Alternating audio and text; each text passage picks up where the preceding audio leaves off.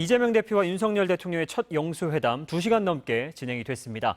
잠시 뒤에 대통령실과 민주당의 브리핑이 각각 있을 예정인데요. 그 전에 먼저 정치팀 신준명 기자와 함께 윤 대통령과 이재명 대표의 모두 발언 내용부터 살펴보도록 하겠습니다. 네, 신 기자, 양측의 좀 모두 발언 길이가 일단 좀 꽤 달랐어요, 그죠? 네, 방금 모두 발언 들으셨던 것처럼 윤석열 대통령의 모두 발언은 길지 않았습니다.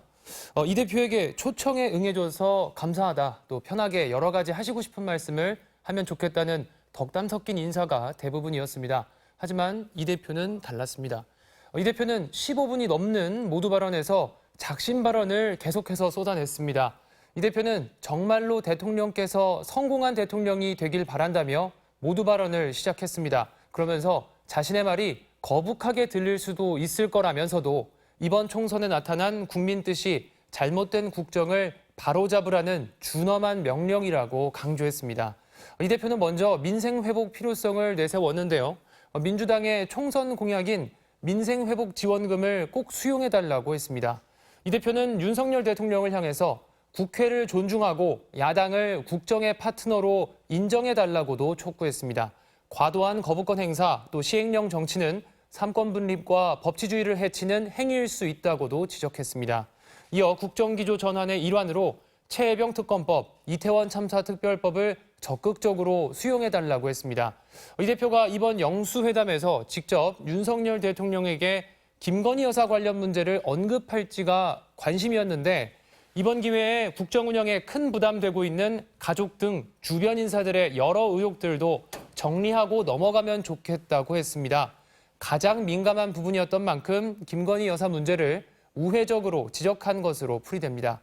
의료개혁과 연금개혁 문제에 대해선 민주당의 협력을 약속했습니다. 이 대표는 이와 함께 저출산, 기후위기, 에너지 전환, 한반도 정세 등 산적한 미래 의제를 제시했고 국익 중심의 실용외교 전환, 대일외교에서 국민 자존심을 훼손하지 말 것도 당부했습니다. 마지막으로 이 대표는요, 상대를 죽이지 않고도 이길 수 있다는 걸 보여달라며 국민을 위한 선의의 경쟁을 제안했습니다. 윤석열 대통령은 이 대표의 모두 발언을 다소 굳은 표정으로 경청했는데요.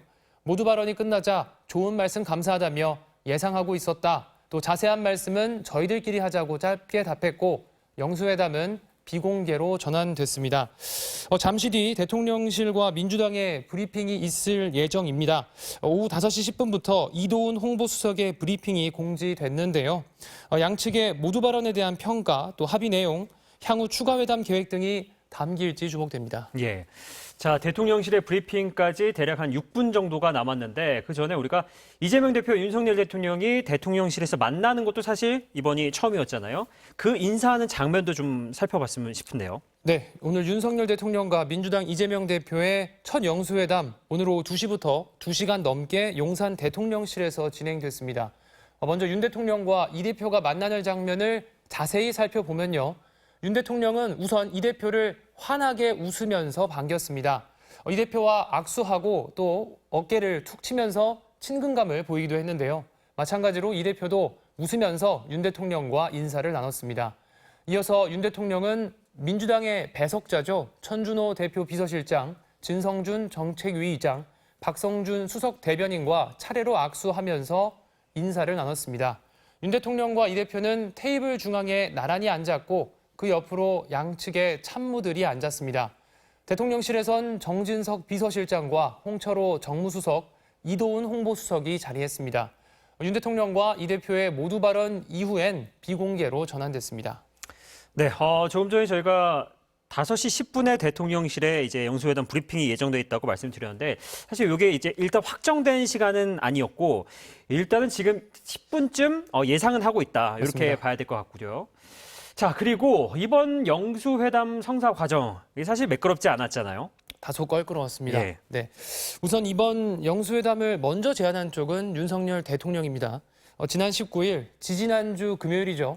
윤 대통령이 이 대표에게 전화통화로 다음 주에 형편이 된다면 용산에서 만나자고 했습니다. 그런데 대통령실과 민주당이 실무회동 과정에서 의제 설정 문제를 놓고 엇박자를 보였습니다. 양측은 모두 3차례의 실무회동을 가졌는데요. 대통령실은 의제에 제한을 두지 않고 우선 만나서 자유롭게 이야기하자는 입장이었고 민주당은 제안한 의제에 대한 대통령실의 구체적인 검토 의견을 요구했습니다. 이렇게 의제 설정 여부를 놓고 팽팽한 의견차를 보이면서 늦어지는 듯했던 영수회담은 결국 이재명 대표가 지난주 금요일에 다 접어두고 윤석열 대통령을 만나겠다고 하면서 급물살을 탔습니다. 윤 대통령이 당초 제안했던 영수회담 시점이 지난주에서 이번 주로 다소 연기되긴 했습니다만 이렇게 영수회담이 성사됐다는 점만으로도 상당한 의미를 찾을 수 있을 것 같습니다. 네, 알겠습니다. 신준명 기자 잘 들었습니다.